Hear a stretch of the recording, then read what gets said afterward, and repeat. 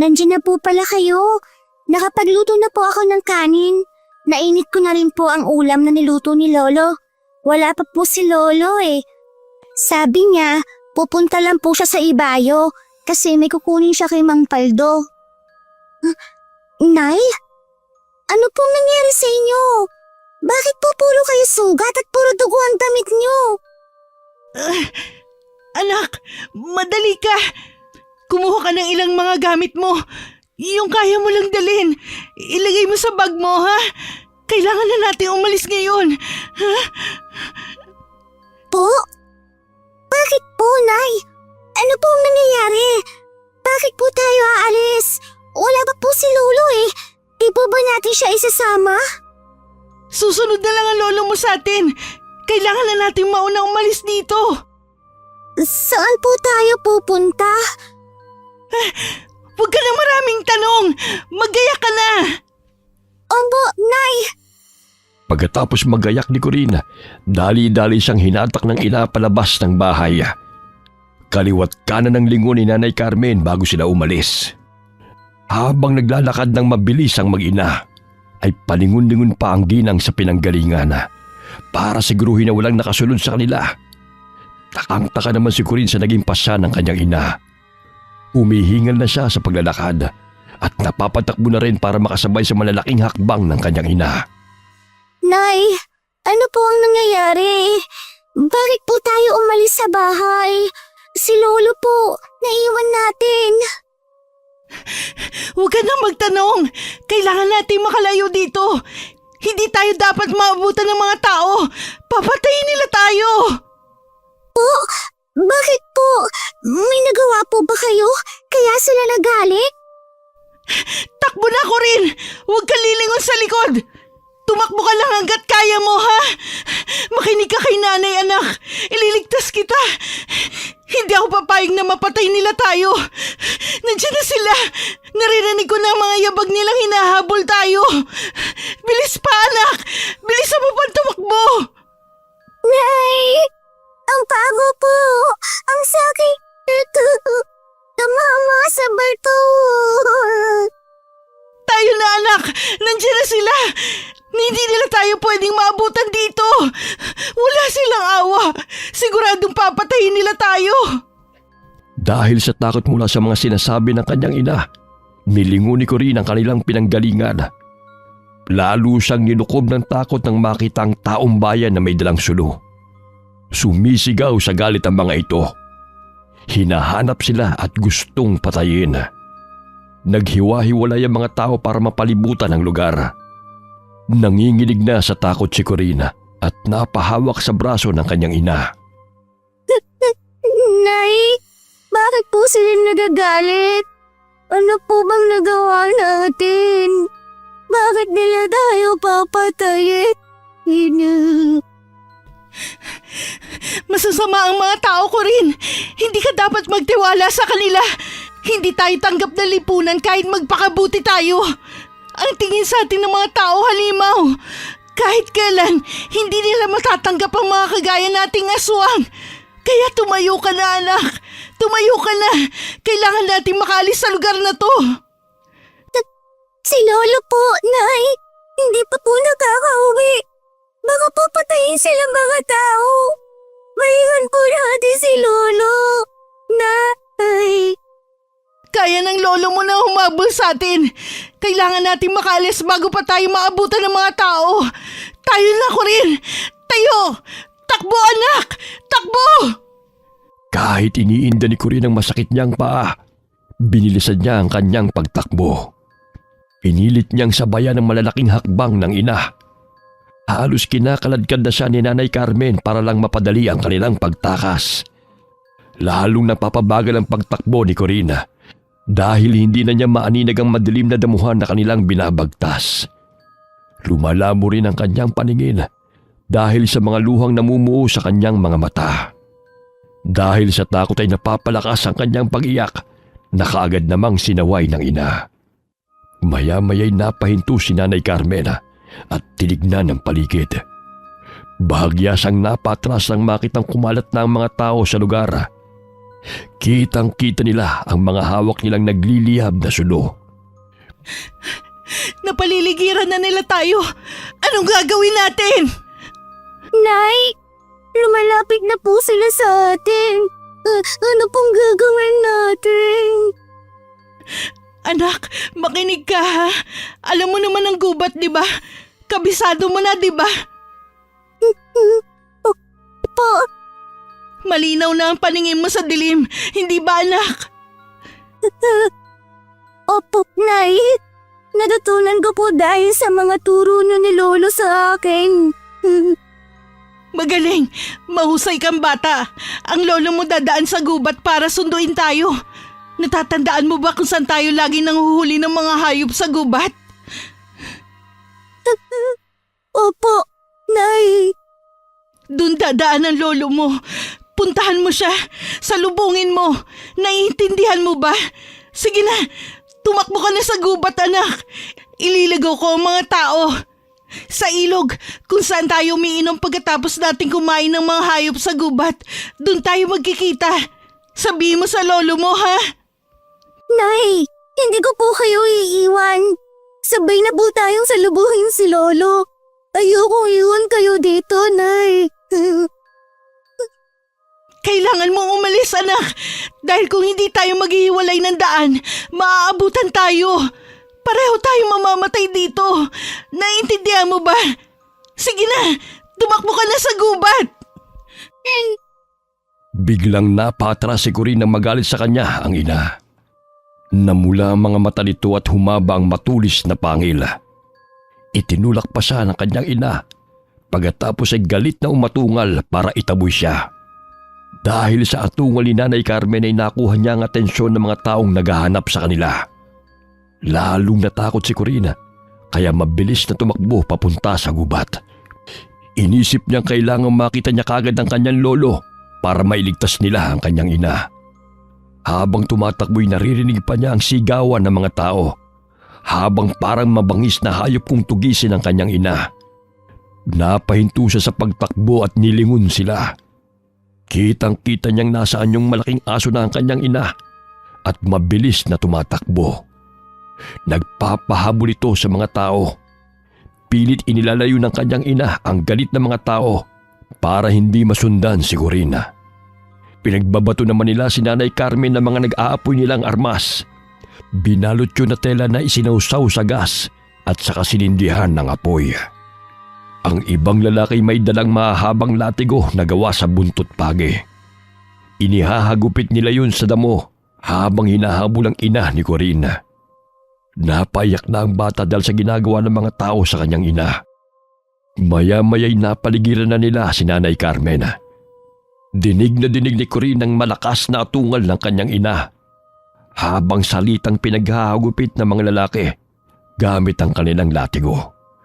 Hindi na malaman ng bata kung ano ang gagawin. Malayo pa ang lugar na sinasabi ng kanyang ina kung saan ay naroon ang kanyang lolo.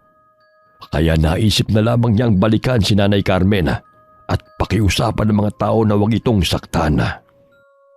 Tigilan niya po, Nanay ko. Huwag niya po siyang saktan. Maawa po kayo sa kanya. Bakit ka bumalik? Sabi ko sa'yo umalis ka na. Alis na ako rin. Umalis ka na dito. Hindi ko po kayo iiwan, Nay. Ano bang kasalanan namin sa inyo? Bakit niyo sinasaktan ng nanay ko? Ang sasama niyo. Anong kasalanan nyo? Mga aswang kayo! Mga salot! Mga halimaw! Ang tagal na namin tinutugi sa mga aswang dito sa baryo. Akala namin galing sa ibang lugar. Kayo lang pala ang mga halimaw. Ang gagaling nyo magpanggap. Kung hindi pa namin nahuling nanay mo na lumalapan ng mga alagang hayop ni Paring Tonyo, hindi pa namin malalaman na kayo mga aswang na hinahanap namin. Dapat kayong mamatay! Hindi naman po kami nananakit sa mga tao. Sa tingin mo ba mapapaniwala mo kami, bubuwit na aswang? Hindi pa po ako aswang. Patawaran niya na po ang nanay ko. Huwag niyo na po siyang sasaktan. Aalis na po kami, Mang Berting. Para maawa niyo na po. Pakawalan? Para ano? Sa ibang lugar naman kayo mamimirwisyo? Doon naman kayo manlalapa?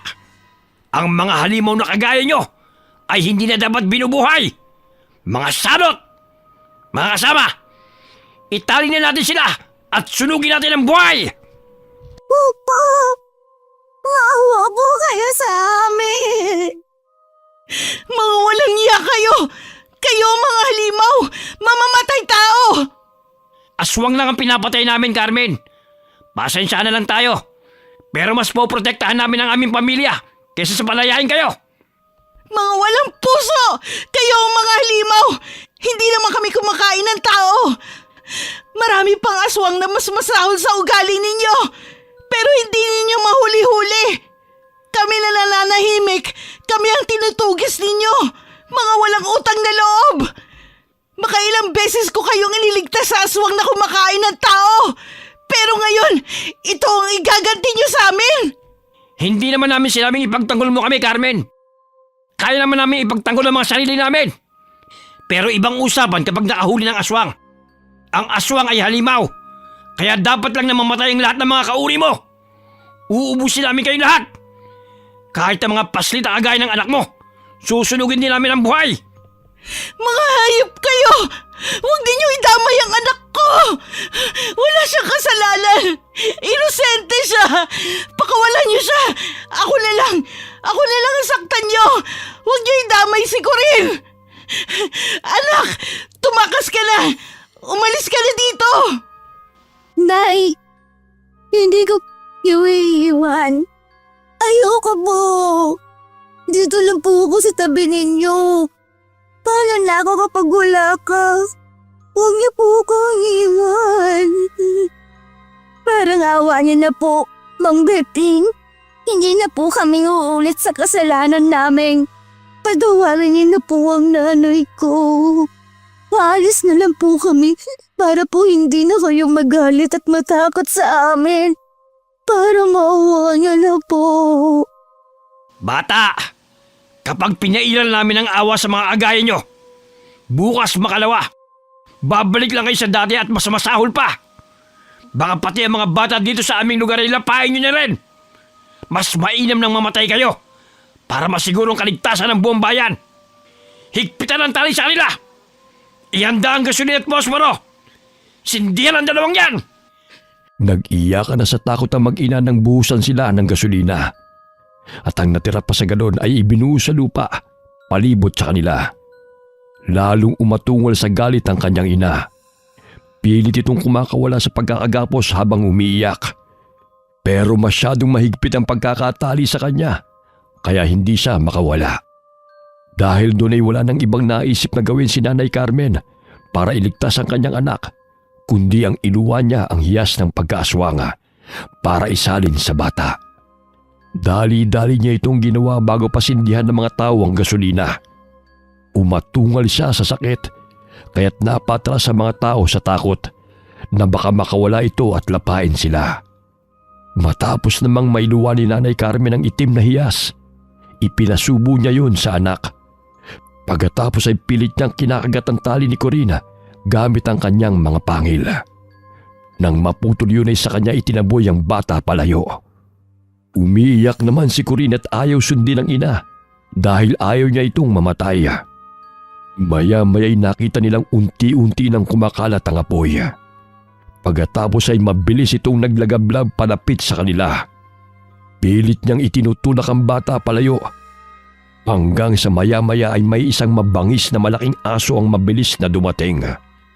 Sinugod nito ang mga tao. Pinagkakakalmot at pinagkakakagat hanggang sa magtakbuhan palayo ang mga ito. Pero merong matatapang na naiwan. Kabilang na si Mang Berting. Inalaban nila ang mabangis na hayop. Pero hindi ito lumalaban. Nilapitan nito ang mag-ina at nakilala ni Corinne ang halimaw na dumating. Tay, ilayo mo na si Corinne. Umalis na kayo dito. Hindi ko na kaya. Hindi mo na ako magagawang iligtas. Malakas na ang apoy. Nangihina na ako. Dahil ipinasa ko na kay Corinne ang binhi ng pagkaswang. Iligtas mo siya! Umalis na kayo dito! Umalis na kayo, bilis! Kakalagan kita. Sama-sama tayong aalis. Hindi, Tay! Makinig ka sa akin! Malakas na ang apoy! Bitbitin mo na ang bata! Alis na! Alis! Nay! Hindi kita iiwan. Sumama ka na po sa amin. Nay, Anak, sige na, sumama ka na kay Lolo. Palagi mong tatandaan na mahal kita. Mahal na mahal ka ng nanay. Lumaki ka mabuting anak ka. Sundin mo lahat ng utos ni Lolo. isama natin si nanay. Balikin natin siya. Nay! Bago tuluyang kumalat ang apoy, dali-daling tinangay ng matanda ang bata. Dahil nasa anyong malaking aso ito na kasing laki ng kabayo, mabilis niyang naitakas si Corinne. Hindi na rin sila hinabol ng mga tao dahil abala sila sa pagbabantay sa nasusunog na babae. Sa di kalayuan ay huminto ang matandang lalaki at binitiwan niya ang apo. At sabay nilang pinagmamasdan mula roon ang malaking apoy na tumutupok kay Nanay Carmen. Iyak ng iyak ang bata at naglulupasay sa lupa dahil sa galit sa mga taong pumatay sa kanyang ina. Habang ang kanyang lolo'y tahimik na pinagmamasdan ng malaking apoy, hindi rin ito napigilan ng pagtulo ng kanyang luha. Niyakap na lamang niya ang apo at pilit na pinapatahan. Inakala ng mga tao na nakalayo na ang maglolo, kaya hindi na nila hinanap pa. Nang makaalis na ang mga lalaki, matapos mamatay ang apoy, saka naman nilapitan ng maglolo ang abong naiwan sa lugar. Umiiyak na dumakot ng abo si Corinne at ibinalot sa damit niyang kinuha mula sa dalang baga. Lolo, ito na lang po ang madadala kong alaala ni nanay. Wala na pong natira kundi abo. Ayos lang yan, Apo. Masayang nanay mo dahil ligtas ka. Nahuli ako ng dating. Hindi ko siya nagawang iligtas. Patawarin mo ko. Akala ko po, mababait ang mga tao.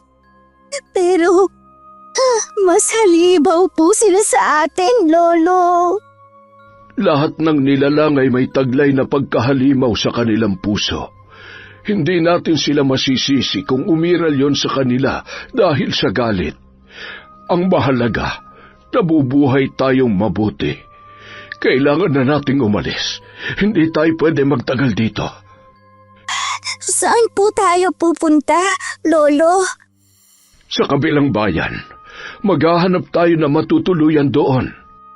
Naglalakad ang maglolo sa kagubatan para makarating sa kabilang bayan.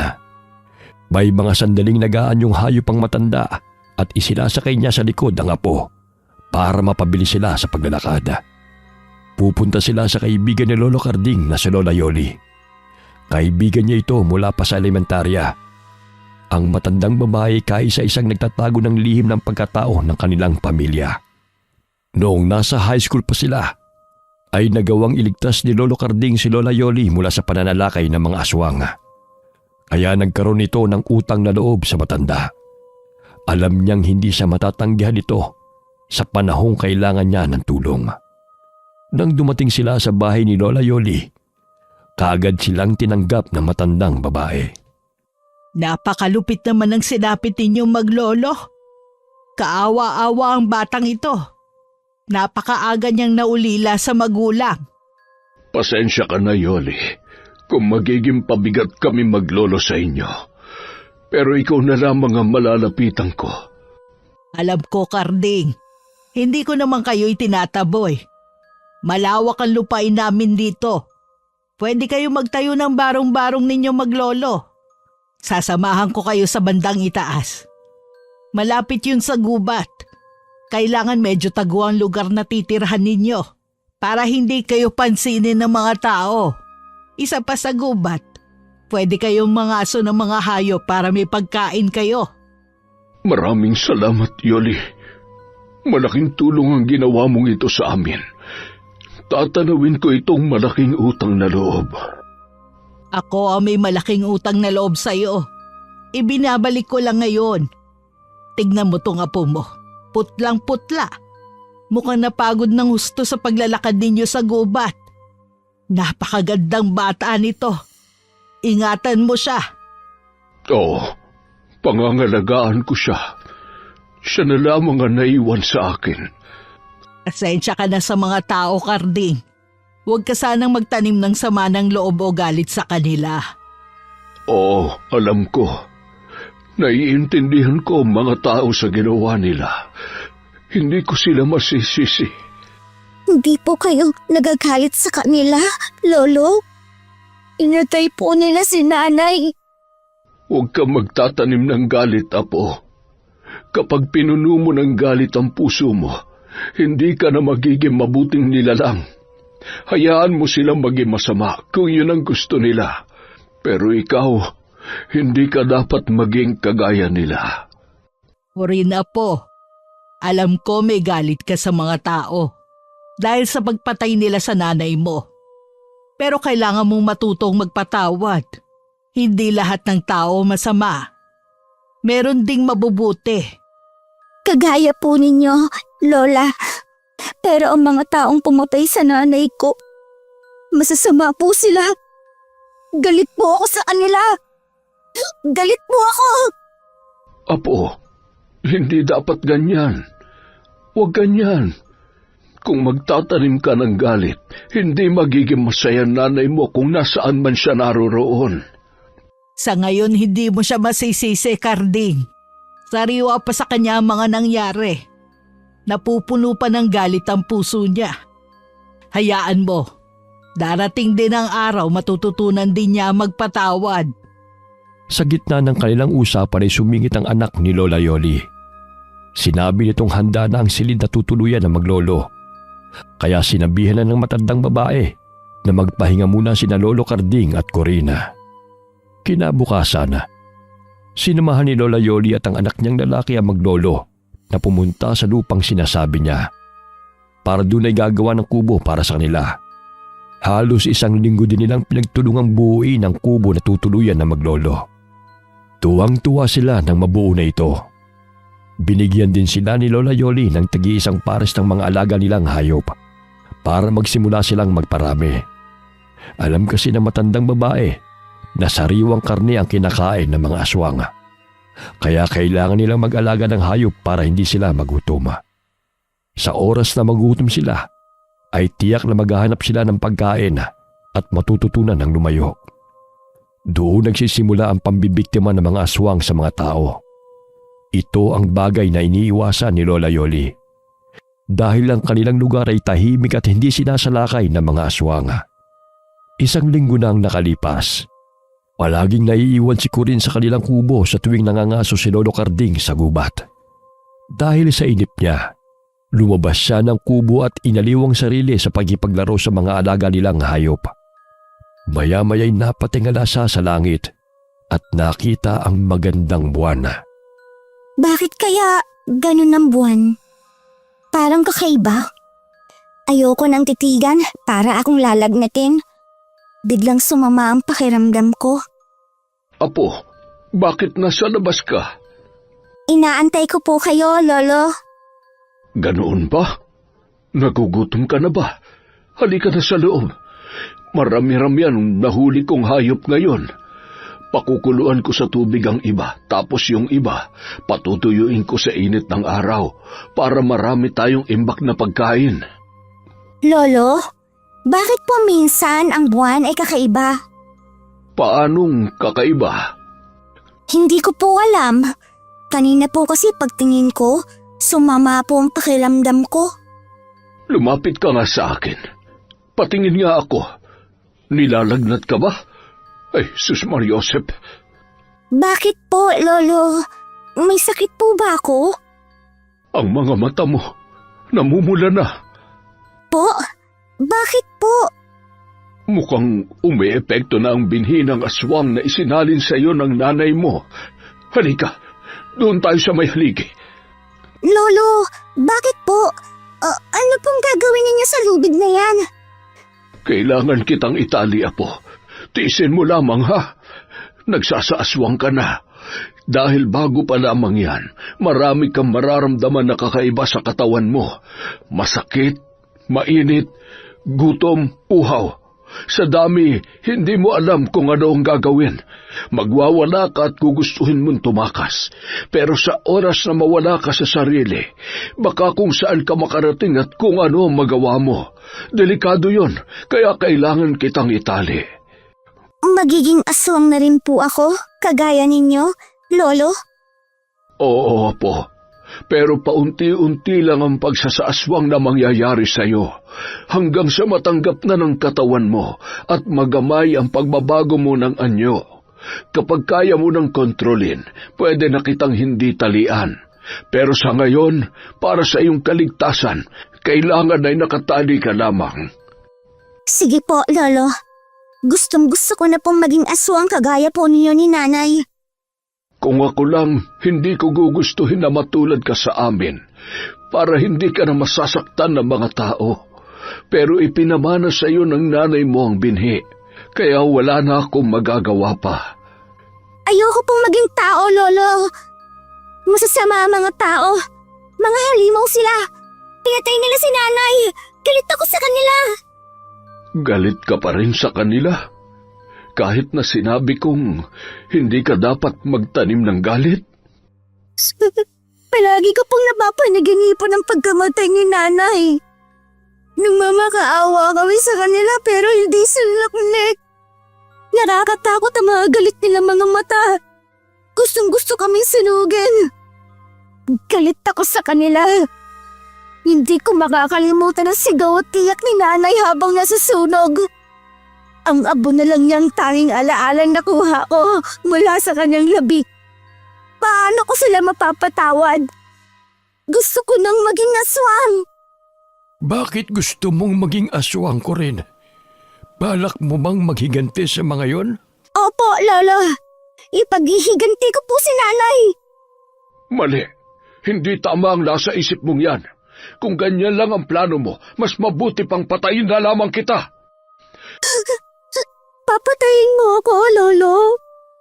Mas kakampihan mo ang mga taong pumatay sa anak mo. Ayokong balang araw ay makita kang nasa kalagayan ng nanay mo. Hindi ko kaya makitang pati ikaw ay susunugin nila. Kaya nga po, Lolo. Masasama sila.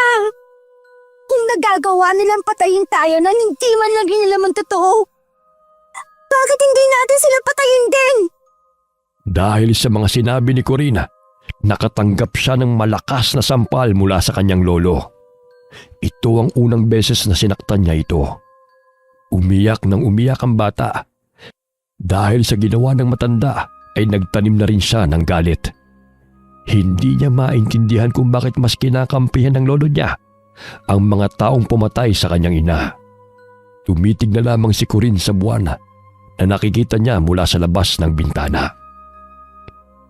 Naisip niyang kapag tinitigan niya yon, kagaya ng ginagawa ng nanay at lolo niya sa tuwing nagpapalit ng anyo bilang aswang, mas mapapadali ang pagiging aswang niya.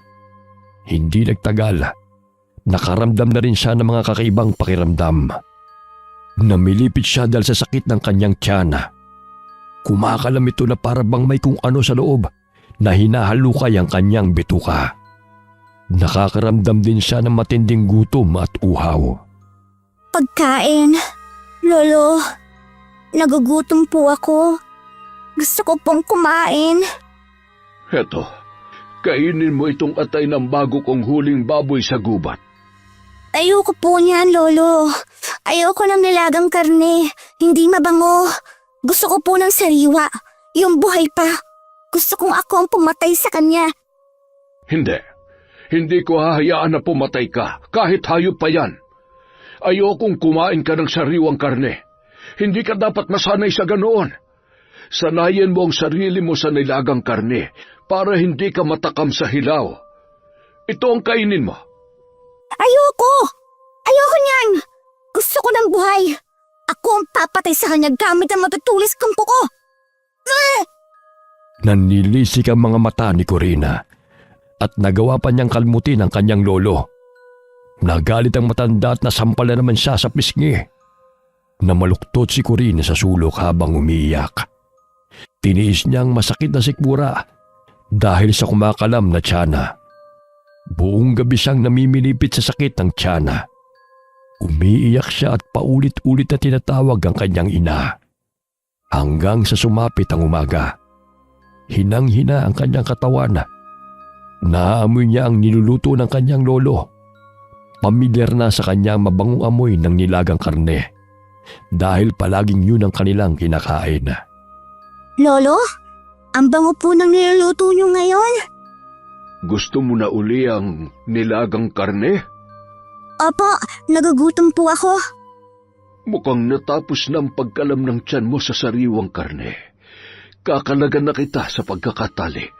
Halika, dito ka na sa lamesa humigop ng mainit na sabaw. Salamat po, Lolo. Apo, palagi mong pakatatandaan. Hindi ka pinapahirapan ni Lolo, ha? Ginagawa ko ito para hindi ka matulad sa mga aswang na lumalapan ng tao. Mabubuting aswang tayo. Ang mga tao, pwede natin maging kaibigan. Kagaya ni Lola Yoli mo, ang mga anak niya, tsaka mga apo. Opo, Lolo. Pasensya na po kayo kagabi. Nakalmot ko po kayo. Ayos lamang, apo. Hindi naman malalim ang kalmot na yon. Heto, humigop ka ng mainit na sabaw bago mo kainin ang karne. Hanggang kailan po ako magiging mabangis, Lolo? Mabangis? Ano ang ibig mong sabihin? Kagabi po. Di ba, naging mabangis na halimaw ako? Ah, yun ba? Nagsisimula ka pa lang kasi sa pagkaaswang mo. Pero alam kong malalagpasan mo ang pagsubok na yan. Masasanay ka rin sa uri ng buhay natin at magagawa mo ring itakwil ang pagkain ng sariwang karne. Paano po pag hindi ko nagawa? Papatayin niyo po ba ako? Huwag mong isipin yan. Nandito ako para gabayan ka, apo. Hindi ko hahayaan na ikaw ay mapahamak. Hanggat nabubuhay ako, hindi kita hahayaan na tumikim ng sariwang karne. Hindi ka matutulad sa mga aswang na hayok sa laman hanggang sa hindi na makontento. Kaya nagagawa nilang lapain ang mga tao. Sige po, Lolo. Susundin ko po ang lahat ng sasabihin ninyo.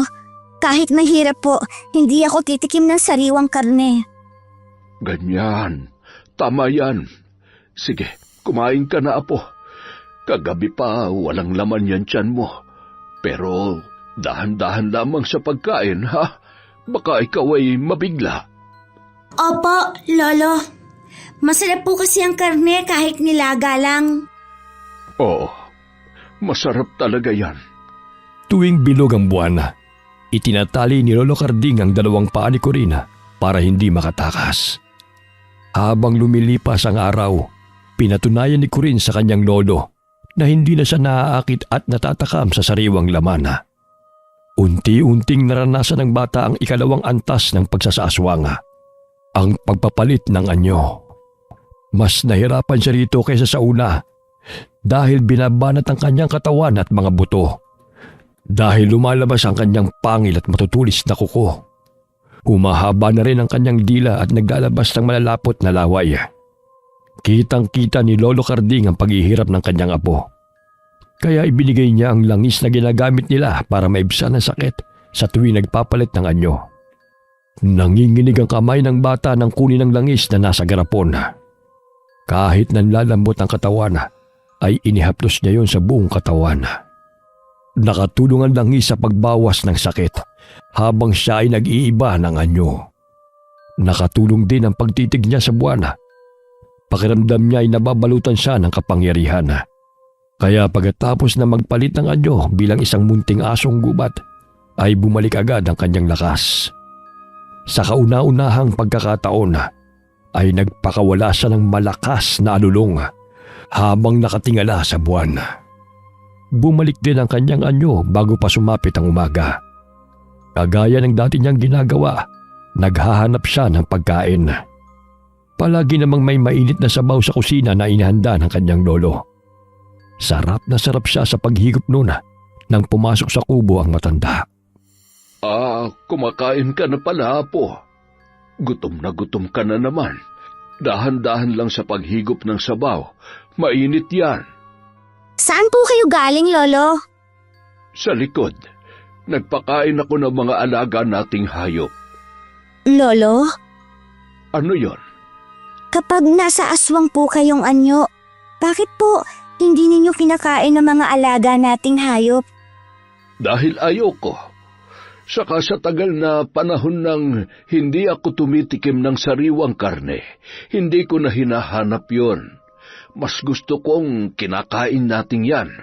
Kapag pinakuluan ay di hamak na mas malambot kainin. Ganun po pala. Magiging katulad po ninyo akong aswang, Lolo. Paglaki ko po, Dapat magpalaki ka ng mabilis. Dumadami na ang mga alaga nating hayop. Abay, dapat matulungan mo na akong mag-alaga. Tumatanda na ang lolo mo. opo, tutulungan ko na po kayo magpakain ng mga alaga natin. Ay, mabuti yan. Sige, kumain ka na ng marami para lumaki ka kaagad.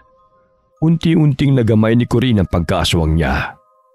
Hindi na rin nag-aalala si Lolo Carding dahil kahit nasa aswang na anyo ang bata, ay hindi ito tumitikim ng sariwang karne. Kaya nang alukin siya ni Lola Yoli na umekstra sa pagpapatanim nito sa kanilang bukid, kaagad na pumayag ang matanda. Iniwan niya sa kubo si Corinne para bantayan ang mga alaga nilang hayop. Lumipas ang oras at inip naman ang kinalaban ni Corinne. Para malibang, nagpasa siyang pumunta sa gubat at sinubukan kung kaya na rin niyang mangaso, tulad ng kanyang lolo. Pagdating niya roon ay may nakita siyang isang baboy ramo na kasalukuyang nanganganak. Dahil sa awa niya sa hayop, ay nilapitan niya ito para tulungan sa panganganak. Pero naging mailap ang baboy ramo. Sinugod siya nito at sinaktan na. Dahil sa bata niyang katawan, hindi niya magawang kalabanin ang hayop. Nagkasugat-sugat ang katawan niya dahil sa mga pagsugod nito. Kahit na tumakbo'y hinabol pa rin siya ng mabangis na hayop. Nakaramdam na siya ng galit dahil ayaw tumigil ng baboy ramo. Biglang nagliyab sa pula ang kanyang mga mata at matalim na tinitigan ng baboy. Maya-maya'y lumabas na ang pagkaaswang ni Corinne. Isang kalaban ang tingin niya sa mabangis na hayop.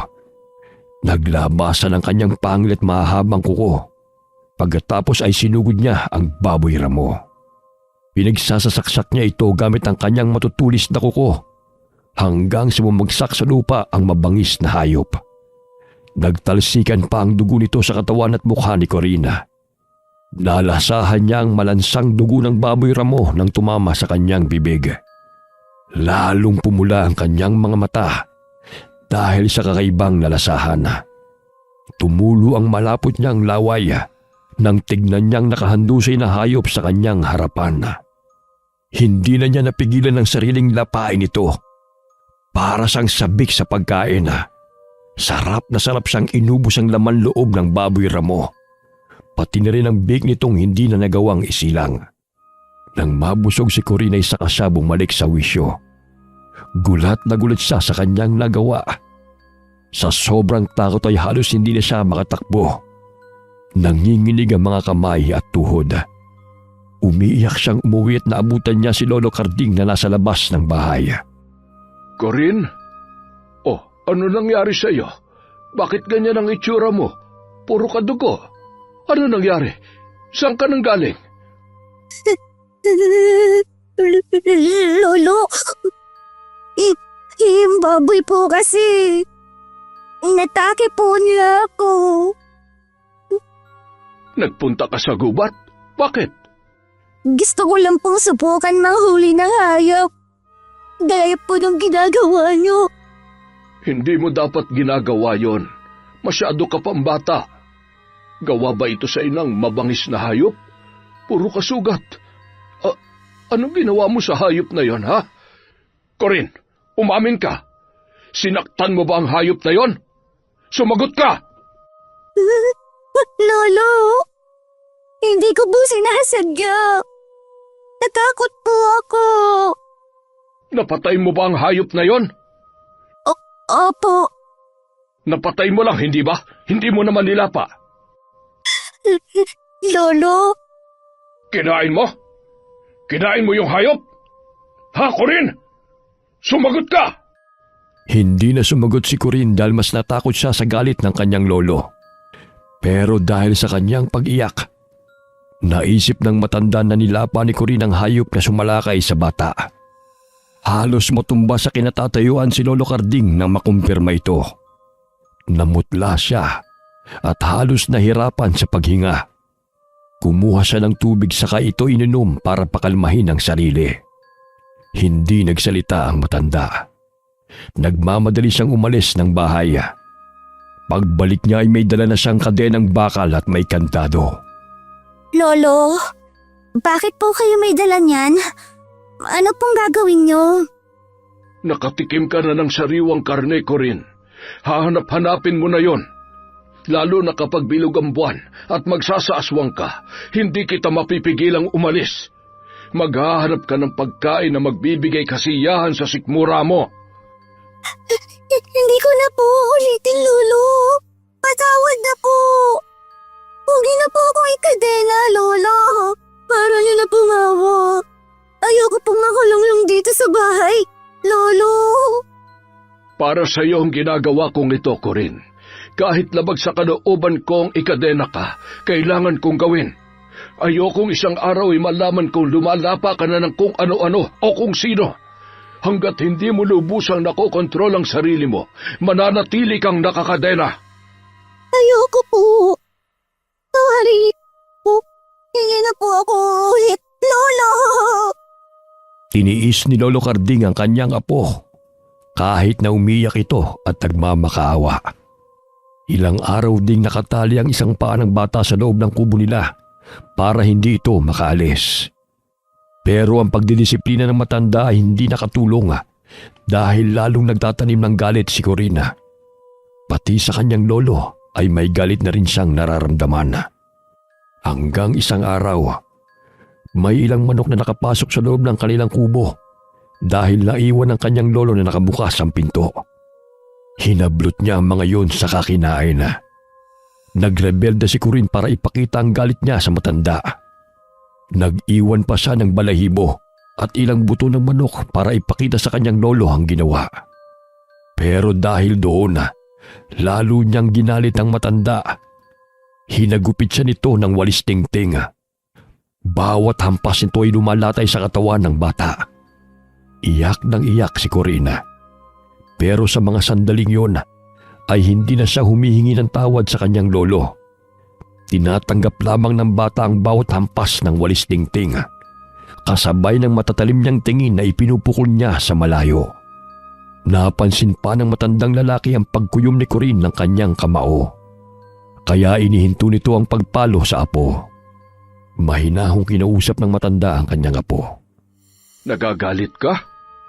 Bakit? Dahil sa pagdidisiplina ko sa iyo? Anong gusto mong mangyari? Bakit po ba palagi ninyo akong binabawalang kumain ng mga pagkain para naman sa atin? Lolo, hindi pa. Mga aswang tayo. Normal sa atin ang kumain ng sariwang karne. Ano ba ang masama doon? Lumalaban ka na ngayon. Gusto mo nang kumain ng hilaw dahil nasarapan ka sa hayop na nilapa mo sa gubat. Gusto mo bang tuluyang maging halimaw? Ha? Mga halimaw naman po talaga tayo, di ba? Kahit nagpakabait tayo, hindi magbabago ang tingin sa atin ng mga tao. Mga halimaw pa rin tayo na ayaw nilang makasamang mabuhay dito sa mundo. Kahit wala tayong ginagawang masama, kahit ibang aswang ang masama, damay-damay lahat sa kanila. Wala naman tayong kakampi kundi ang sarili natin. Saan mo nakukuha mga sinasabi mong yan? Kung nilapa mo lang po ang mga taong yon, hindi sana mamamatay si nanay. Maililigtas mo sana siya. Pero hindi mo ginawa. Hinayaan mo masunog si nanay sa apoy. Pinabayaan mo siya. Nagre-rebelde ka dahil sa mga ginawa ko? Gusto mong gumanti sa mga tao, ganun ba? Opo, ipaghihiganti ko ang nanay ko. Sige, gawin mo. Mukhang kayang-kaya mo na nga ang sarili mo sa batang edad mong yan. Sige, magsaswang ka at gantihan mo silang lahat. Galit na kinalaga ng matanda ang kanyang apo sa pagkakatali ng paa nito sa kadena. Pagkatapos ay kiniladkad pa niya itong palabas ng bahay. Ipinagtabuyan niya ang apo habang sinasabi nitong gawin na ang gustong paghihiganti. Sa sama ng loob ni Corinne sa kanyang lolo, tumakbo siya at lumayo. Umiiyak siya habang tumatakbo at hindi na pinapansin kung saan siya nakarating. Napadpad siya sa gilid ng kalsada kung saan may nakita siyang lalaking naaksidente sa motor. Duguan ang binti ng lalaki habang pilit na itinatayo ang motor. Mula sa kinaroroonan ni Corina ay amoy na amoy niya ang malansang dugo ng lalaki. Nang dating sa kanya ay napakasarap na inumin. Namula ang kanyang mga mata at lumabas kagad ang kanyang pangil. Gusto niyang salakayin ng lalaki pero hindi niya nagawa. Tinignan na lamang niya ito hanggang sa makaalis. Pagkatapos ay naglakad na uli siya pabalik sa kanilang bahay. Wala siya sa sarili habang naglalakad at panay pa rin tulo ng kanyang luha. Maya-maya'y nakarinig siya na nagsalita. Corinne, ikaw ba yan, apo? Lola, Yoli. Ano ginagawa mo rito sa kalsada? Baka mamaya masagasaan ka ng mga sasakyan. Delikado rito para sa bata. Halika, sumakay ka dito sa tricycle. Pambihira ka, ang layo na narating mo ah. Mabutit na padaan kami. Saan po kayo galing? Sa palengke. Lingguhan kaming pumupunta doon para mamili ng pang-isang linggong pagkain. Malayo kasi ang palengke dito sa atin, apo. Nasaan pala ang lolo mo? Bakit hinayaan kang lumabas ng walang kasama? Pasensya na po. Hayaan mo na. Ako na lang ang kakausap sa lolo mo. Tamang-tama at nakita kita. Nung nakarang araw pa kita naiisip Kasi may mga pinagliitan na damit dun sa bahay. Ito kasing apo ko nakaedad mo, malaking bulas na bata. Ang bilis liitan ng mga damit. Ibibigay ko sa iyo ang mga yon. Tiyak na magugustuhan mo. Abay, magaganda ang damit na yon. Bagay na bagay sa'yo. Salamat po, Lola. Pagdating sa bahay, hinanap kaagad ng matanda ang mga damit na ibibigay niya kay Corinne. Matyaga namang naghintay ang bata sa sala. Nang makuha na ni Lola Yoli ang hinahanap, ay kaagad niyang ipinakita sa bata. Ipinasukat pa niya ang ilan sa mga damit. Tuwang-tuwa si Corinne dahil nagustuhan niya ang mga damit na yon. Pagkatapos nilang magsukat, ay mismong si Lola Yoli na ang naghatid kay Corinne sa kubo nila. Habang naglalakad sila, naisipan ni Corinne na tanungin ng matanda. Lola Yoli, Ano yun, apo? mga aswang po kasi kami. Hindi po ba kayo takot na baka kainin namin kayo? Bakit naman kami matatakot sa inyo? Mga aswang po kasi kami. Hindi po ba kayo takot na baka kainin po namin kayo? Bakit? Kakainin mo nga ba ako? Abay, matanda na ako. Makunat na ang balat ko. Kaya mo pa ba akong kainin? Hindi ko po alam. Alam mo, apo, marami ang aswang na namumuhay sa mundo. Ang mga aswang parang tao lang din. May masama at mabuti. Kayo ng lolo mo, nabibilang kayo sa mabubuting aswang. Bakit naman ako matatakot sa inyo? Minsan nang iniligtas ng lolo mo ang buhay ko noon. Siguro kung magkapalit kami ng sitwasyon, ganun din ang gagawin ko sa kanya. Tayo ang nagpapasya kung magiging mabuti ba tayo o hindi. Ang lalim ng tanong mo para sa isang bata Mukhang marami kang iniisip. Umalis po kasi kami sa dati naming tinitirhan kasi masasama po ang mga tao doon. Oo, sadyang may mga masasamang tao talaga sa mundo. Ano po ang dapat gawin sa kanila? Merong lumikha sa atin, Corinne. Ipaubayan na natin sa kanya ang pagpapasya sa bagay na yan. Basta ang mahalaga, nabubuhay tayong hindi nakakapanakit ng tao. Mabuti kang bata, kasi mabuti rin ang lolo mo. Kaya alam kong hindi kayo mananakit. Nang makarating sila sa kubo, kinausap ni Lola Yoli ang lolo ni Corina. Tahimik namang nakikinig ang bata sa usapan ng dalawang matanda. Inaalam niya kung galit pa rin ang kanyang lolo. Nakita ko siya sa gilid ng kalsada na naglalakad habang nakatulala. Pinagalitan mo ba ang bata, ha, Karding? Oo, napagbuhatan ko siya ng kamay. Hindi tamang pagdedisiplina ang pananakit, Karding. Ayusin mo nga ang buhay mo. Lalayo ang loob sa'yo ng bata kapag mali ang pagdidisiplina mo sa kanya. Tama ka nga siguro. Natatakot lamang ako, Yoli. Natatakot akong baka maging mas masahol pa sa halimaw si Corinne. Matinding galit ang itinatago niya sa kanyang puso dahil sa pagkamatay ng kanyang ina. Gusto niyang makapaghiganti. Dapat talaga siyang magabayan ng tama. Hindi mo siya dapat iniiwan dito sa kubo ng mag-isa. Isama mo siya kahit saan ka magpunta para nababantayan mo siya. Sige, hayaan mo't gagawin ko yan. Pagkatapos ng usapan nila, ay nagpaalam na rin ang matandang babae. Pagkalis naman ito, ay saka naman hinarap ni Lolo Karding si Corina. Anong nakita mo sa daan kanina? Po? Bakit hindi mo nilapa ang lalaking yon? Di ba naghihiganti ka? Gusto mong manakit ng mga tao? Bakit hindi mo ginawa? Hindi ko po alam. Para po kasing kawawa siya. Mukha po siyang napilay. Kawawa? Naaawa ka sa kanya? Opo. Ganun pala. Maglinis ka na ng katawan at kumain na tayo. Matutulog tayo na maaga. Bukas, isasama kita sa bukid para hindi ka naiinip dito. Hindi na po kayo galit sa akin, Lolo. Ikaw ba? Galit ka ba sa akin?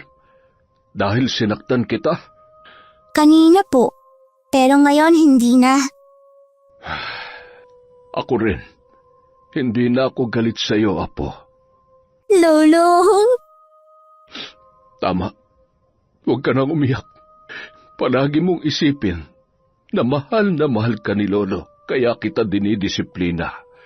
Dahil ayaw ko mapahamak ka. Ha? Pero kahit kailan, hindi ako magagalit sa iyo. Ikaw na lamang ang tanging meron ako. Natatakot lamang ako na baka mawala ka rin sa akin, Apo. Hindi ko po kayo iiwan, Lolo. At hindi rin po ako papayag na saktan kayo ng mga tao.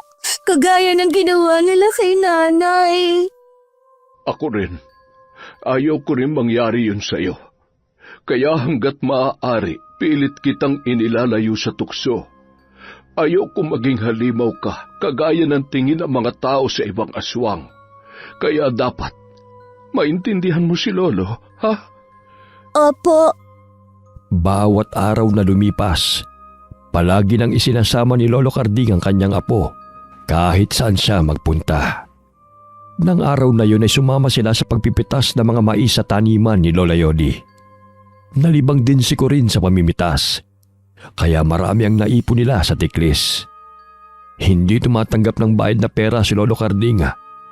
Ang hinihingi na lamang niya sa matandang babae ay pagkain para sa mga alaga nilang hayop. Binigyan din sila ng mais para may makain silang maglolo. Hapon na mag-uwi ang lahat ng trabahador sa bukid. Naglalakad na rin pauwi ang maglolo. Masaya silang naglalakad nang biglang may naramdaman si Lolo Karding na mga kakaiba sa paligid. Nang igala niya ang paningin, nakita niya ang mga kakaibang hayop na mabilis na tumatakbo papunta sa taniman. Bakit po, Lolo? Mukhang may sasalakay sa taniman ni Yoli. Ilang araw ko nang napapansin na palaging may mga mais na nasisira. Sinasabi ko na nga ba't may sumasalbahe sa mga tanim? Sino naman po? Halika't alamin natin. Hindi sila ordinaryong mga nilalang.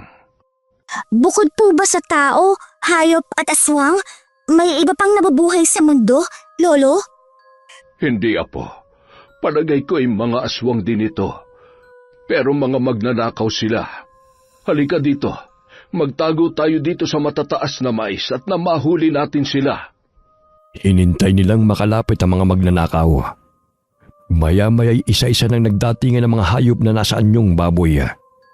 Pagkalapit nila sa maisan, ay kaagad na nag-anyong tao ang mga ito.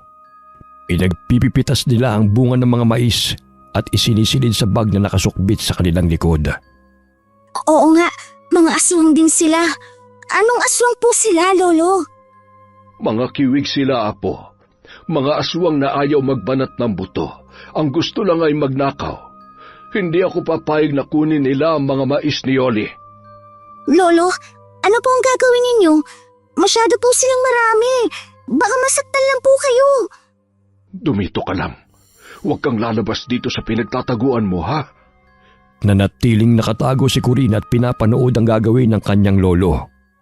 Kahit matanda na'y matapang at maliksi pa rin kumilos si Lolo Carding. Mahinahon itong kinausap ang mga kiwig. Pero tinawanan lang ng mga aswang ang matanda. Nang hindi na magustuhan ng mga ito ang pagbabawal ni Lolo Carding sa kanila, bumalik sa pagkaaswang ang mga lalaki at sinalakay na ang matanda.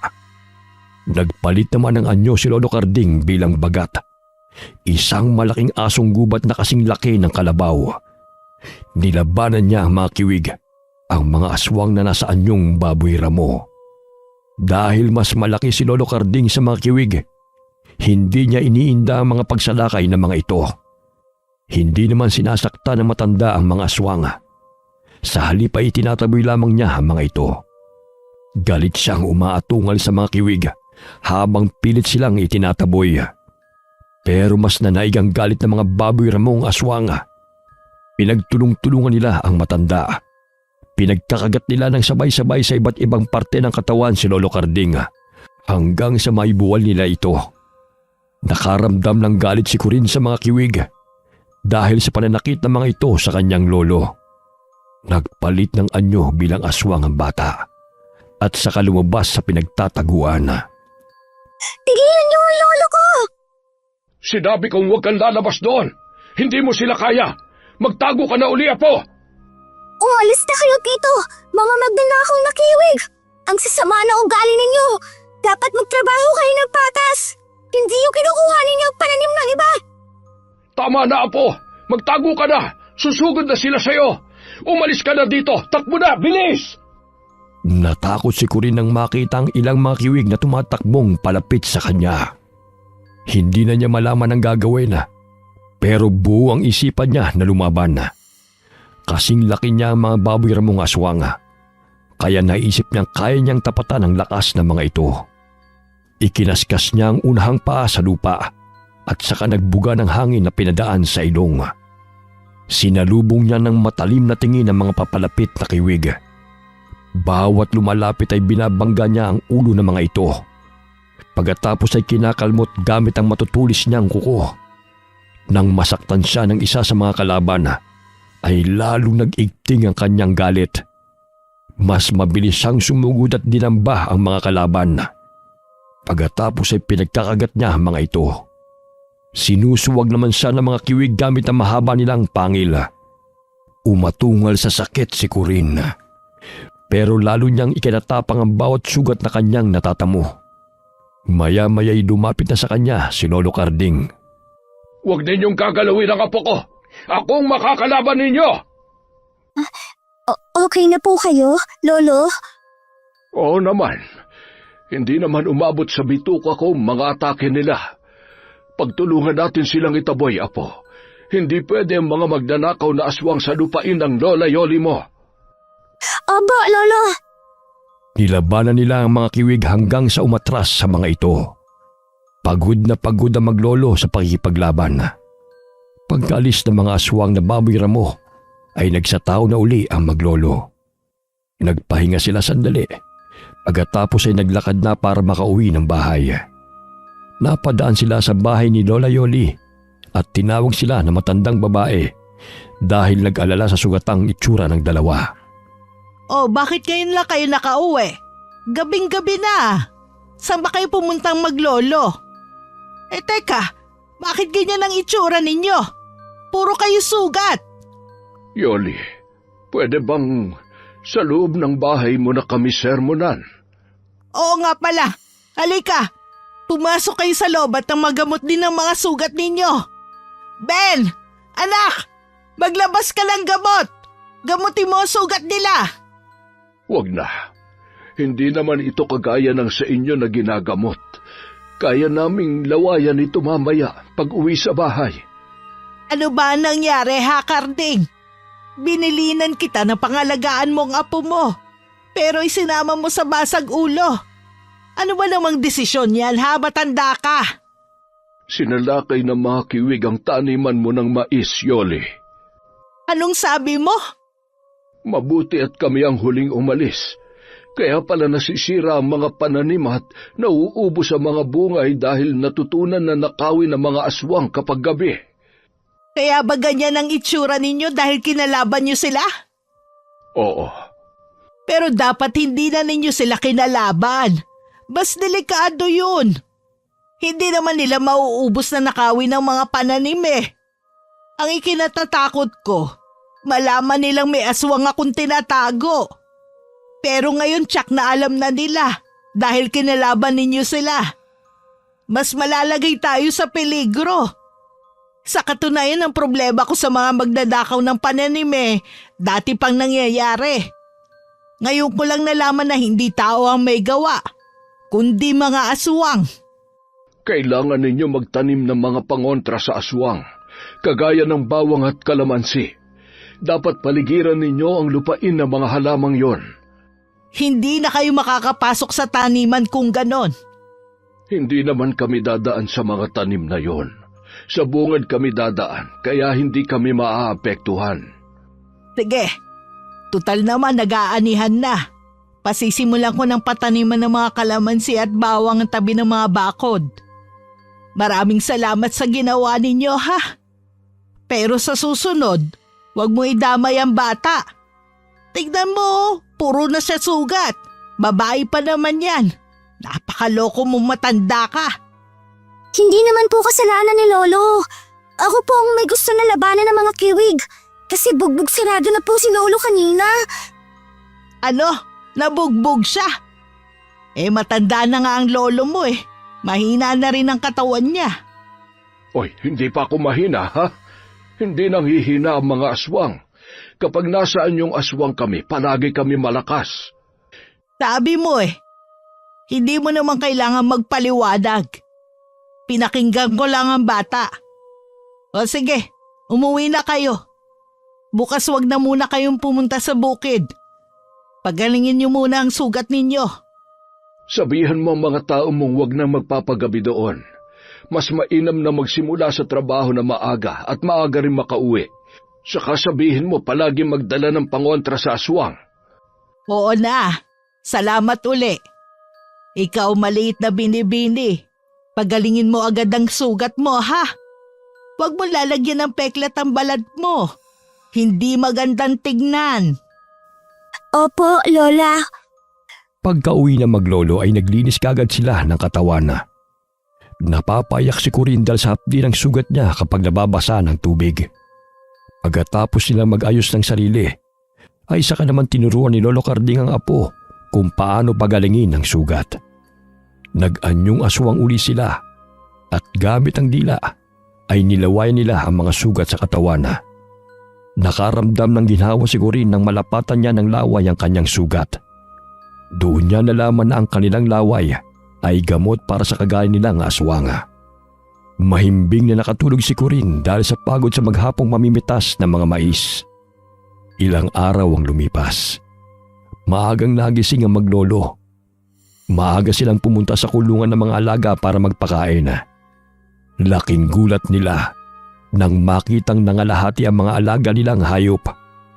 Nagkalat ang mga patay na manok sa lupa na walang laman loob. Nilapa din ang ilan nilang mga baboy.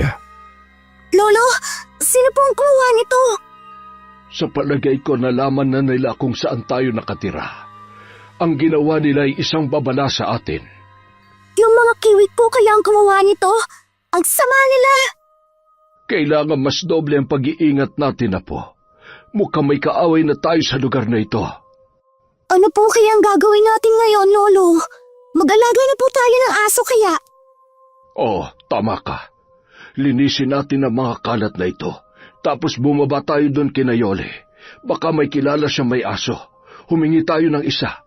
Halika na, tulungan mo kong ilibing ang mga patay nating alaga. Sige po. Pagkatapos nilang maglinis ng paligid at magpakain sa mga natirang hayop, umalis sila para pumunta sa bahay ng kaibigan. Itinuro sila ni Lola Yoli sa bandang dulo ng baryo dahil may kaibigan itong may bagong panganak na aso. Kaagad na pinuntahan ng maglolo ang sinasabing kaibigan. Pero nasa kalahati pa lamang sila ng daan nang may grupo ng kalalakihan ang nakasalubong nila. Napahinto sa paglalakad si Lolo Carding nang makilala ang isang lalaki. Uy, akalaan mo nga naman. Napakalit ang mundo, tanda. Dito ba kayo napadpad? Berting, namumuhay na kami ng payapa dito. Huwag mo na lang sana kaming pansinin. Sa lagay na yan pala, nakakapamuhay pa kayo ng payapa. Alam mo ba kung ba't kami nandito? Kasi hinahanap namin kayo. Nabalitaan namin na sinasalakay na rin ng aswang ang lugar na ito. Kaya nagpunta kami rito para ipaalam sa mga taga rito na may aswang na nakawala sa amin. At pinaghahanap pa rin namin hanggang ngayon. Dito lang pala namin kayo makikita. Wala kaming kinalaman sa mga aswang na sumasalakay dito, Berting. Pabayaan mo na kami ng apo ko. Hindi pwede. Ngayon na nakita ka na namin, paalisin ka na lang namin? Dapat ubusin ang mga aswang na kagaya nyo. Hihintayin pa ba namin na may masawi sa amin bago kumilos? Wala po kaming pinapatay na tao. Kayo nga pong pumapatay. Pinatay ninyo ang nanay ko. Sinunog nyo ng buhay. Aba, tumatabang na rin ang batang to ah. Alam mo bata, dapat talagang patay ng nanay mo dahil aswang siya. Ngayon, kayo naman maglolo ang isusunod namin. Lahat ng mga aswang ay papatayin namin. Susunugin namin ang buhay. Walang aswang ang pwedeng manirahan sa lugar ng mga tao. Mga kasama, hulihin na sila.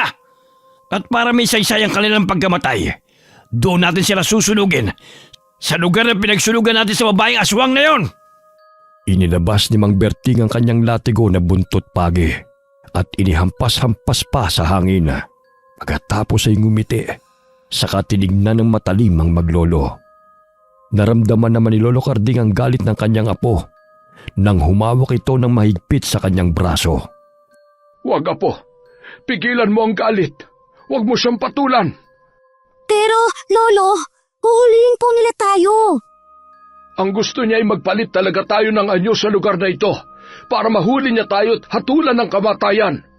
Pigilan mo ang iyong sarili. Pwede nyo namang ipagtanggol ang sarili nyo eh. Magsaaswang na kayo. Huwag nyo nang pigilan yan. Paano kayo lalaban yan? Gugusto na ba niyong mamatay kagad nang hindi man lang nakakagante? Tinanggap nyo na kagad ang pagkamatay ni Carmen? Hindi tayo magkatulad, Berting. Hindi kami pumapatay kagaya ng ibinibintang ninyo. Kitang-kita ko kung paano nilapan ng anak mo ang mga alagang hayop ni Parentonyo, tanda. Paano masasabing hindi kayo pumapatay? Kung ayaw nyo magpalit ng anyo, papalabasin ko na lang ang pagkaaswang nyo. Pagkasabi nun ay pinalibutan sila ng mga lalaking masasama ang ngiti at tingin sa kanila. Inilabas na rin ng mga kasama ni Mang Berting ang dala nilang itak at iniaamba sa maglolo. Sinusundan ng tingin ng maglolo ang bawat kilos ng mga lalaking humahakbang paikot sa kanila. Takot na takot si Corinne. Mahigpit naman siyang hinawakan ng kanyang lolo sa braso. Naunang umatake si Mang Berting. Hinagupit niya ng latigo ang maglolo. Paulit-ulit niyang ginagawa habang tumatawa. Pinipilit nitong pagpalitin ng anyo ang maglolo. Napaupo na si Lolo Carding para protektahan ang apo sa mga hagupit ng lalaki. Maya-maya'y nakarinig sila ng boss na pumipigil sa grupo ni Mang Berting sa pananakit sa kanila. Nang tignan ni Lolo Carding kung sino yun, nakita niya si Lola Yoli na dumating sakay ng tricycle na minamaneho ng anak nitong lalaki. Anong ginagawa mo, Berting? Bakit mo hinahagupit ng latigo ang dalawang yan? Ikaw pala, Aling Yoli. Ipapakilala ko lang sa iyo ang maglolo na ito. Sila yung mga tinutugis kong mga aswang. Napatay na namin ang anak ng matandang to. At silang dalawa naman ay nakatakas. Sa wakas, natagpuan din namin sila. Kaya kukunin namin sila at dadalhin sa aming lugar para doon parusahan. Ano ang patunay mo ng mga aswang sila? Hindi ka naman taga rito pero dito ka nagmamalupit. Umuwi ka doon sa lugar ninyo at doon ka manghuli ng mga aswang. Kung may aswang man sa lugar namin, hayaan mo kami ang humuli sa kanila. Hindi ka naniniwala na aswang sila? Hayaan mong ipakita ko sa iyo. Hahagupitin ko sila hanggang sa mapilitang magpalit ng anyo. Tumigil ka! Walang aswang na gumagala kapag ganitong oras. Hindi ba't ang mga aswang ay takot sa sikat ng araw? Hindi mo kilala ang lahi nila, tanda. Huwag ka na makialam dito. Umalis ka na lang at dumiretso ka na sa pupuntahan mo. Kayong dalawa, sumakay kayo sa tricycle. Ako ang magdadala sa inyo sa barangay. Kung talagang aswang kayo, darating ang oras na magpapalit kayo ng anyo nang hindi sinasaktan. Ikaw naman, Berting, kung gusto mo makita ang pagpapalit nila ng anyo, dalawin mo na lang sila sa barangay. Bakit mo pinagtatakpan ng dalawang yan? Hindi ko sila pinagtatakpan. Inilalayo ko lang sila sa mga kagaya mong hindi nag-iisip. Dali-daling sumakay sa tricycle ang maglolo para makaiwas sa lalaki. Pagkatapos ay sumakay na rin si Lola Yoli sa tricycle at iniwang nagngingit-ngit sa galit si Mang Berting. Dinaanan nila ang asong hinihingi ni Lolo Carding. Pagkatapos ay umuwi na sila. Malalim na nag-iisip si Lolo Carding dahil naisip niyang hindi naligtas ang lugar na yun para sa kanila ng kanyang apo. Habang nag-iisip ay dumating si Lola Yoli para kausapin siya. Binigyan siya nito ng malaki-laking halaga at sinabihan siyang umalis na sa lugar at magpakalayo-layo. Sumang-ayon naman ang matandang lalaki sa sinabi ng kaibigan. Ang tanging iniisip na lamang niya ay ang kaligtasan ng kanyang apo.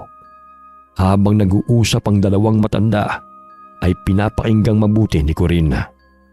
Muling naalala ng bata ang kaawa-awang sinapit ng kanyang ina sa kamay ni Mang Berting.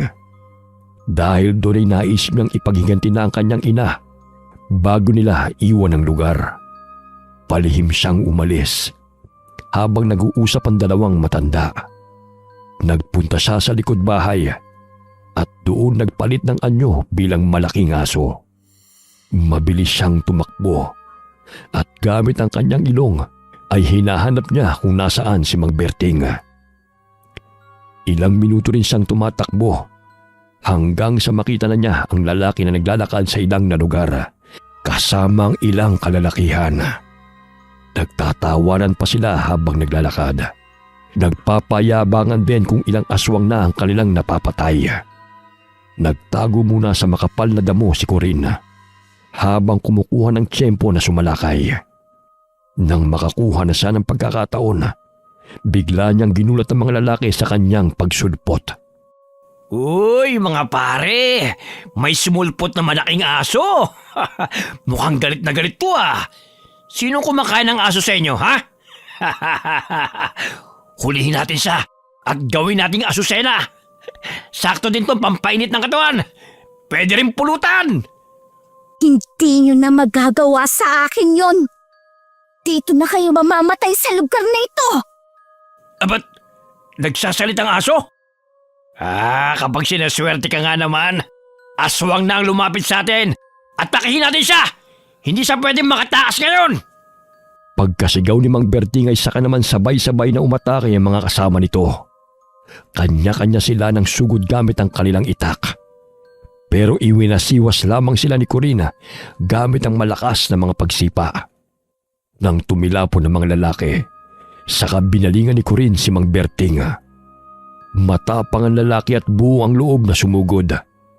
Sinabayan nito ng paghagupit ng latigo ang bawat pagsugod. Mabilis namang naiiwasan ni Corinne ang mga atake ng lalaki. Puro galit ang nararamdaman niya rito. Isang malakas na kalmot ang ibinigay niya kay Mang Berting at tumama yun sa mukha ng lalaki hanggang sa tiyan. Nag-iwan yun ng mahaba at malalim na sugat. Lalo namang tumapang si Mang Berting kaya hindi ininda ang sakit ng sugat niya. Muli siyang sumugod sa aswang na aso. Bago pa lumapat ang latigo niya sa katawan ni Corina, nauna nang ilapat ng bata ang kanyang mga pangil. Bumaon ito sa balikat ng lalaki at sa kanya iwinasiwas. Napaigik pa ang lalaki nang bumagsak sa lupa. Sabay-sabay naman na sumugod ng mga kasama ni Mang Berting. Mabilis na iniwasan ni Corinne ang talim na mga itak nila. Hindi siniseryoso ni Corinne ang mga kasamang lalaki ni Mang Berting dahil wala naman silang kasalanan sa kanya. Tanging si Mang Berting lamang ang gusto niyang paghigantihan.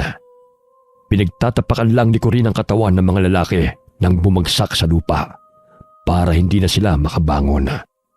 Pagkatapos ay muling hinarap ng bata si Mang Berting. Ano? Masama na ang tingin mo sa aking aswang ka? Lalapain mo na ba ako? Dapat gawin mo na bago pa kita maunahan. Ikaw ang pumatay kay nanay. Dahil sa'yo, nawalan ako ng ina. Kaya dapat lang na mamatay ka. Para maramdaman din ng mga anak mo ang mawalan na magulang. Ikaw? Ikaw ang batang anak ni Carmen? Ganyan palang itsura mo kapag nasaan yung aswang ka.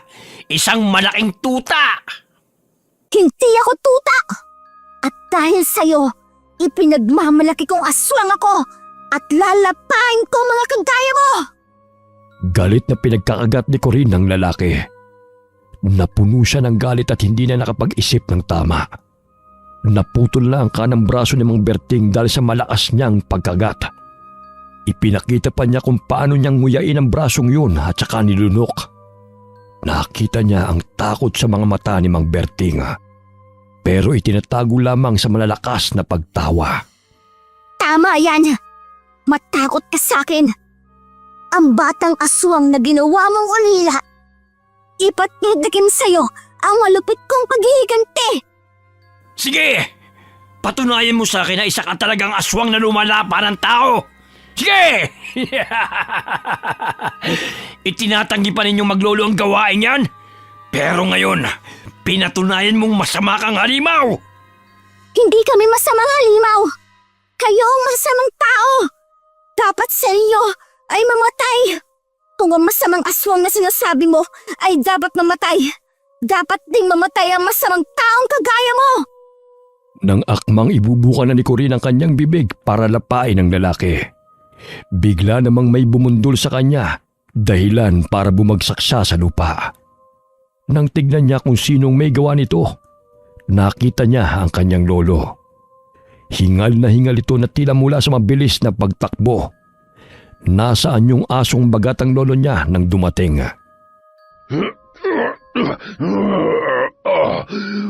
Huwag, Apo. Sinabi ko sa iyo na huwag kang papatay ng tao, hindi ba? Lolo, hindi siya pwedeng mabuhay. Kung aalis na tayo sa lugar na ito, dapat muna siya mamatay. Pinatay niya si nanay. Pero kung papatayin mo siya, wala ka na rin pinagkaiba sa kanya. Ayaw ko maging halimaw kakagaya ng tingin nila sa iyo. Hindi natin kailangan ipaliwanag sa iba kung ano tayo, dahil wala namang maniniwala. Ang mahalaga, nabubuhay tayong walang pineperwisyong iba. Tama na, Apo. Ayaw kong pumatay ka ng tao. Lolo, galit ako sa kanya. Alam ko, pero ang panahon ng siyang mag-aalis sa galit na yan. Hindi yan maaalis kahit patay na siya. Huwag mong balutin ang galit at paghihiganti ang puso mo. Hindi yun magugustuhan ng nanay mo. Lolo! Pabayaan mo na sila. Umalis na tayo. Ha! Nagdrama ba kayong dalawa dito? Hindi pa niyo ako tapusin kaagad. Magsisisi kayo dahil binuhay niyo pa ako. Wala akong pakialam kung mabuti o masama kayong aswang. Basta halimaw, papatayin ko! Naglalakad ng palis ang maglolo nang umatake si Mang Berting. Dinampot niya ang itak na nasa lupa at mabilis na itinarak sa likod ng matandang lalaki. Parehong nagulat sina Lolo Carding at Corin. Nang tignan ni Corin ang kanyang lolo, umatungal siya nang makitang nakatusok sa likod ng matandang itak at tumagos sa tiyan nito. Mabilis na bumagsak sa lupa ang matanda. Tumingin pa si Lolo Carding kay Mang Berting na walang mapaglagyan ng tuwa dahil nasaksak niya ang aswang. Muling nag-igting ang galit kay Corina. Lalong namula ang kanyang mga mata. Umaba ng doble ang kanyang mga pangil at mga kuko. Tumulo ang malapot niyang laway dahil sa matinding galit. Isang halimaw ang tingin niya kay Mang Berting, kaya sinugod niya ito ng ubod lakas. Itinumba niya sa lupa ang lalaki at kinubabawan. Pinagkakagat niya ang katawan nito ng walang humpay at sa huli ay itinarak niya ang matulis niyang kuko para dukutin ang puso.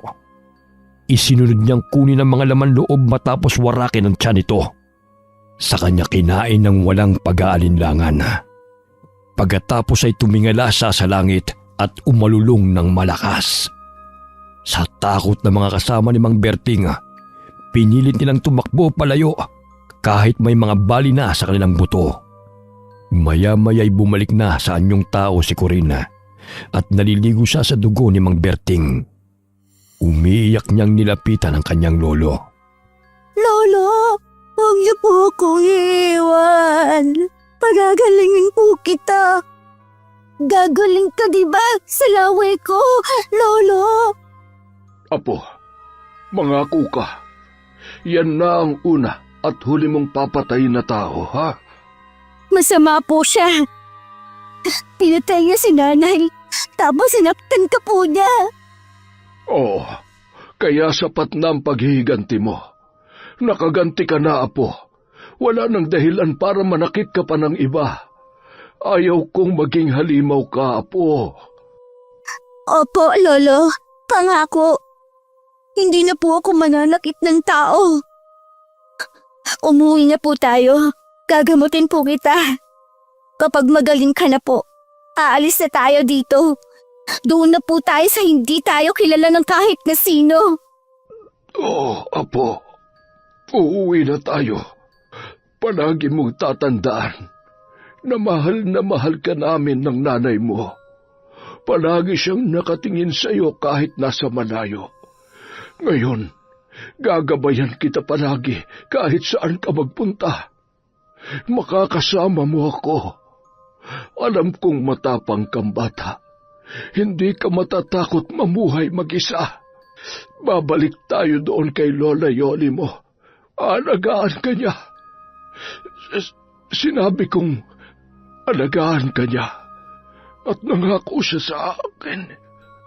Lolo, huwag na po kayo magsalita. Lalong dumadami ang dugo na lumalabas sa sugat ninyo. Halika na. Aakain ko na po kayo.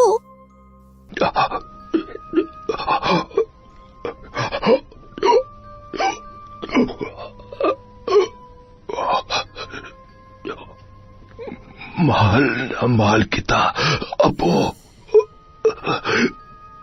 Umuwi na tayo.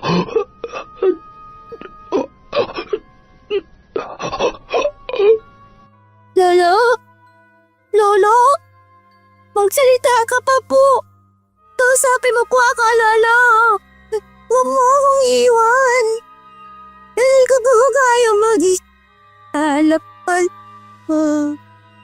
Niyugyug ni Corin nang makailang ulit ang kanyang lolo. Pero hindi na niya ito nagawa pang gisingin. Umiyak siya nang umiyak sa tabi ng matanda. Hindi niya ito magawang iwan at tuloy na siyang nawala ng pag-asang mabuhay. Ilang oras ang lumipas at sa kakahanap sa kanya ni Lola Yoli ay nakita rin siya. Umiyak ang matandang babae nang maabutan niya ang sinapit na maglolo. Wala sa sariling isinakay ng matanda si Corin sa tricycle. Kinuha rin nila ang bangkay ng kaibigan at dinala sa kubo nilang maglolo. sa tabi ng puno ng bulak na malapit sa kubo. Doon nila inilibing ang matandang lalaki.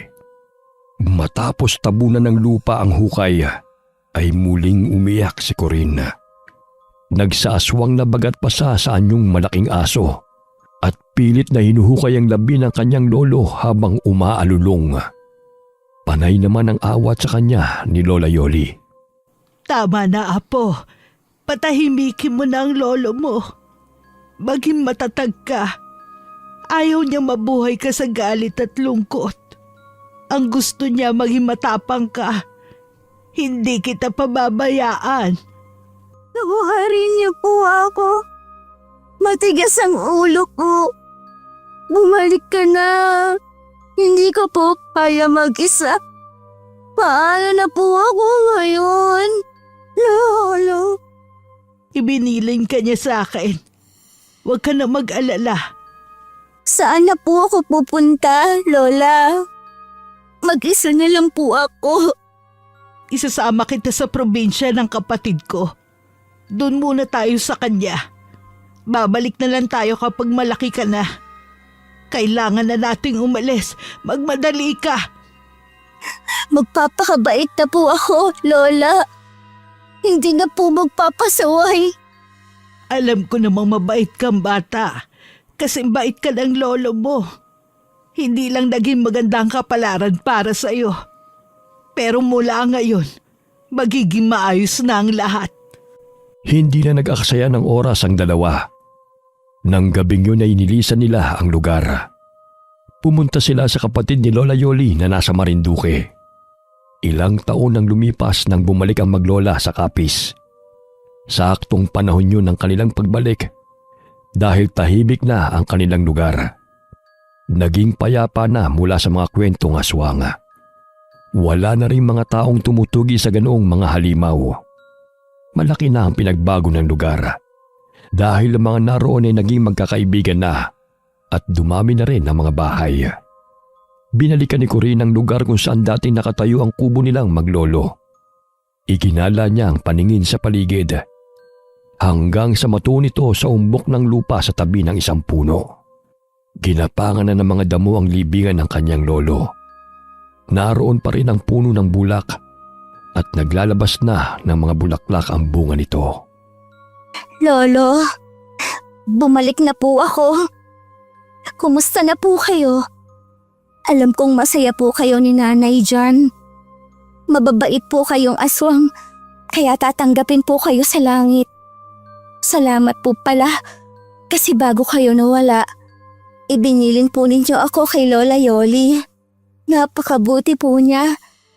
Meron po kayong isang napakabuting kaibigan. Hindi po niya ako pinabayaan. Salamat po ng marami kasi hanggang sa huli, ako pa rin po ang inisip ninyo. Mahal na mahal ko po kayo ni nanay. Nananalaytay pa rin po sa akin ang pagiging aswang. Pero mabuting aswang po ako. Tinupad ko po ang pangako ko sa inyo na hindi ako mananakit ng tao. Tama ka po. Masarap mabuhay na maraming kaibigan. Masaya na po ako ngayon. Salamat po sa lahat. Nandito ka na pala agad. Hindi ka pa nagpapahinga. Kadarating lang natin eh. Sa bagay, hindi kita masisisi. Alam kong nasabik din sa iyo ang lolo mo. Masayang masaya yun, Chuck. Kasi lumaki kang mabuting bata. Dahil yun sa inyo, Lola. Ginabayan po ninyo ako ni Lola Dan doon sa Marinduque. Marami po akong natutunan sa kanya. Lalo na kung paano kontrolin ang pagiging aswang ko. Kung hindi po dahil sa inyo, baka napahamak na po ako. Salamat po, Lola. Magiging masaya ang lolo mo kapag nagkita kami. Masasalamatan niya akong talaga. Nakabawi na ako sa utang na loob ko sa kanya. Napakarami niyang naitulong sa akin. Oo nga pala, napagod ang nanay mo kasi kung saan-saan mo siya dinala. Panahon na para pagpahingahin mo na siya. Oo nga po pala, itatabi ko po siya kay Lolo. Oo, Dapat nga magkasama sila sa himlayan. Inilabas ni Corinne ang garapon na naglalaman ng abo ng kanyang ina mula sa kanyang baga. Naghukay siya sa ibabaw ng puntod ng sapat na lalim para ibaon ang garapon. Pagkatapos ngumiti at muling nagpasalamat sa kanyang lolo at sa kanyang ina na alam niyang kahit wala na sila sa mundo ay nakagabay pa rin sa kanya. Ilang sandali pang itinagal niya roon hanggang sa inaya na siya ni Lola Yoli na bumalik sa bahay nila. Habang naglalakad ay kinausap niya ang matanda. Lola, pwede po ba ako magtayo ulit ng kubo doon sa pinagtayuan namin ni Lolo dati? Gusto ko pong doon tumira para makasama ko po sila. Oo, pwede. Pero hindi pa ngayon. Po? Kailan po? Kapag nag-asawa ka na, abay kadalaga mong babae magbabahay ka mag-isa. Hindi pwede. Matatagalan pa po kung mag-aasawa ako. Saka, sa tingin niyo po, may magkakagusto sa akin? Bakit naman wala? Maganda ka naman. Pero isa po akong aswang. Mabuti kang aswang. Makakatagpo ka ng tunay na magmamahal sa'yo na hindi ka huhusgahan. At tatanggapin ka ng buong buo. Sabi niyo po naniniwala po ako doon. Pero sa ngayon po, bawal muna mag-asawa. Aalagaan ko pa po kayo, Lola. Sakto po at ang mga anak ninyo ay abala na po sa mga buhay nila. Ang mga apo naman po ninyo nagsisipag-aral pa. Ako na lang po ang mag-aalaga sa inyo. Ay, ikaw lang talaga. Kapag hindi mo inayos ang pag-aalaga sa akin, isusumbong kita sa lolo mo. Hala, si Lola! Ilang araw na ang lumipas at nagkaroon na rin ng mga kaibigan si Corinne. Dahil sa sekreto ng kanyang pagkatao, naging mailap siya sa mga tao.